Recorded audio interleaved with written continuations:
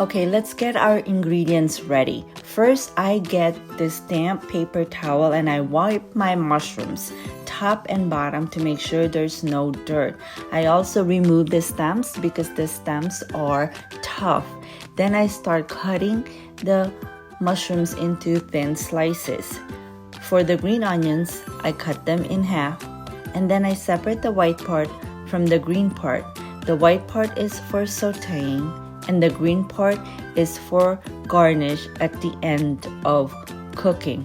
Then in the recipe, you might see a thumb-sized ginger, and if you're not sure how much a thumb-sized ginger is, it's about a tablespoon minced ginger. Minced aromatic tends to be more of a volume because it's a bigger pieces than grating them. I also mince my garlic. Okay, I forgot to wear my aprons. All right, we're ready to work on the meat.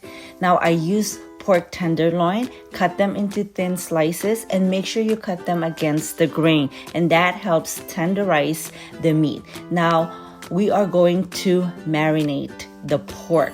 It's Chinese cooking wine, soy sauce, and a little bit of cornstarch. That's the marinade. And the best tool you can have is your hand. Toss them. Make sure they're coated evenly. Let's make the sauce. It's soy sauce. And then we are going to add the vinegar, the sesame oil, brown sugar, honey. Honey gives that really nice earthy flavor to your dish. Cornstarch. And for a little heat, red chili pepper flakes. Then stir until the cornstarch and sugar dissolve. Now we're ready to cook the meat. Heat the oil and then add the meat and sear them. Make sure you cook in batches to get that really nice golden brown. And then remove them from the pan and set them aside.